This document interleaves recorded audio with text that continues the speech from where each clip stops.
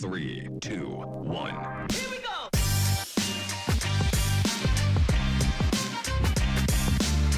Welcome back to Fix the Conversation. This week, we're going to be talking about something that is just near and dear to my heart, and I swear I have been talking about it so much with some of the teams that I have been working with over the past couple of months, and it is the cost of the conversation that never happened. This past week, I've been working with some teams in Houston, and maybe this story might ring true for you or something that maybe you've heard before as well.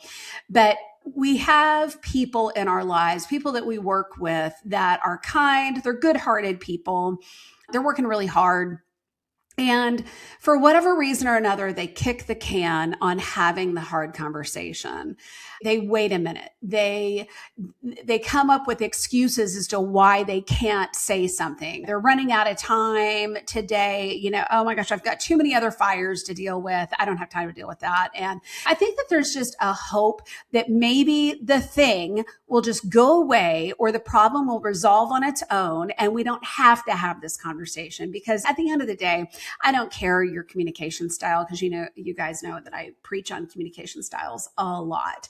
And at the end of the day, it doesn't matter if you're an extrovert, an introvert, somebody who's people focused or task focused. It is hard for most of us to have hard conversations. It just is. It's hard. It doesn't feel good, especially when there's critical information that we have to share. What are the words? How are we going to say the thing that needs to be said? It's hard. It's hard. So here's what I want you to do. I want you to think about a conversation that you're avoiding right now. Maybe it's with an employee. Maybe it's with a client. Maybe it's with a colleague. Maybe it's with your spouse, because let's be honest, those conversations, hard conversations with our spouses are hard to do as well too, right? But the conversation. As I'm saying this, you're thinking of something. It's like right here at the forefront of your head, right? That one that keeps showing up in your head, the one that you've rehearsed 47 times, the one you've convinced yourself can wait until next week. All right, because there's so many other things happening right now. It can wait. But here's the problem. While you're waiting to have the conversation, that problem, y'all, it is growing. And every day that you avoid it, you're paying a price, and the price tag gets bigger and bigger every day. The cost of the conversation that never happened is almost always greater than the discomfort of having it. I can assure you of that. I am sure that you all have probably all been a part of some sort of conversation where you just afterwards you think, God, I wish I would have known about that earlier. We wouldn't have had all this hurt and turmoil and turnover and, bills that can't get paid, all of that. It's just almost always greater than the discomfort of actually having the conversation itself. So there's a couple points that I just want to make with you today. First of all, small problems, they don't stay small. Leaders, they often tell themselves, it's just not that big of a deal, right? They're still learning. I'll address it if it happens again. But here's what happens. The missed deadline becomes a pattern. The attitude becomes toxicity. The confusion becomes conflict. The frustration, it becomes resignation. Resignation, right? The issue wasn't expensive when it started. It became expensive because no one addressed it. Problems grow in the silence leaders create.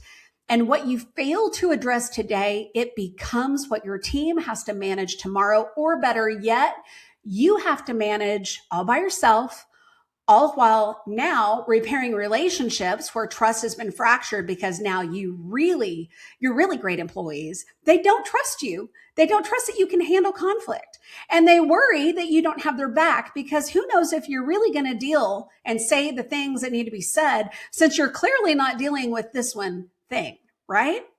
Oh my gosh.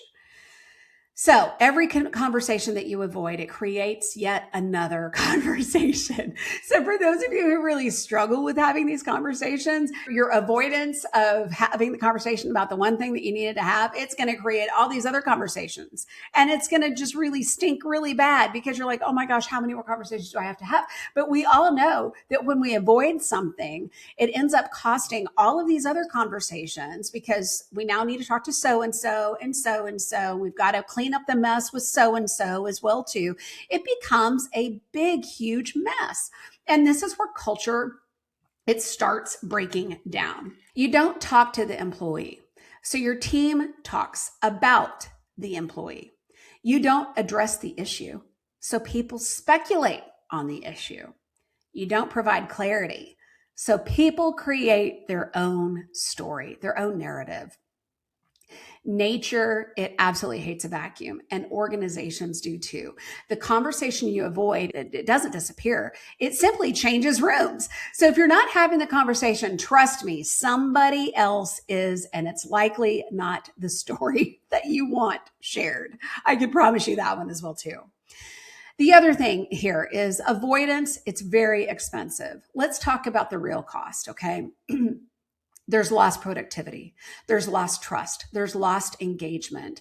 There's lost customers, lost employees. Most leaders think difficult conversations are risky, but what's actually risky is avoiding them.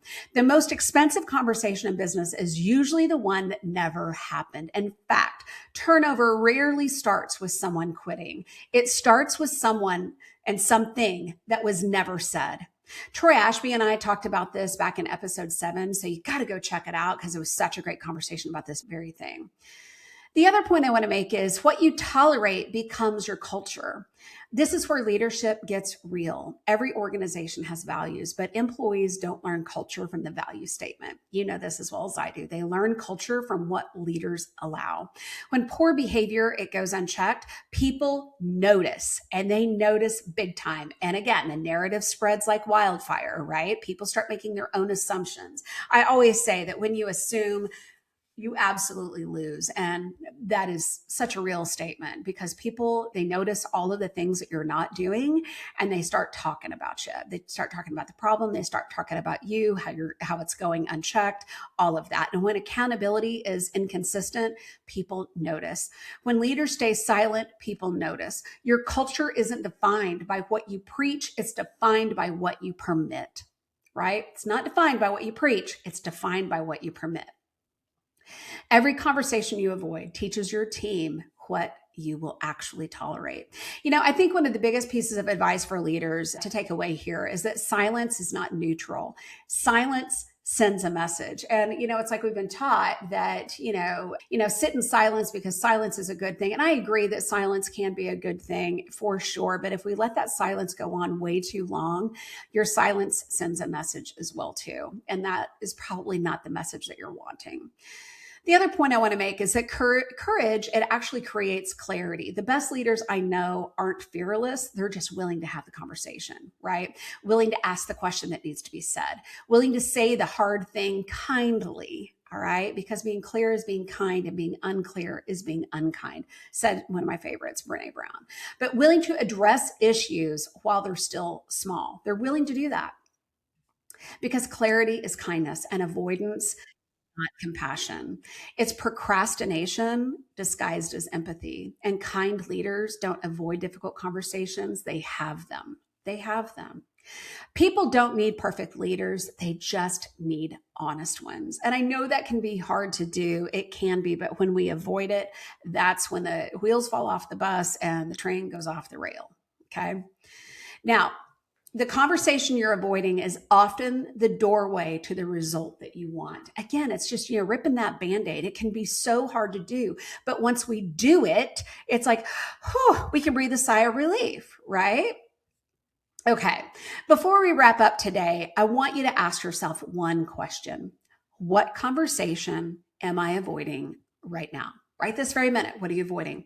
I want you to write down the person's name. I want you to write down the issue because here's the thing. When we write these things down, we start to hold ourselves accountable. It's kind of like journaling and it's kind of like goal setting. If it's not written down, it's never going to happen.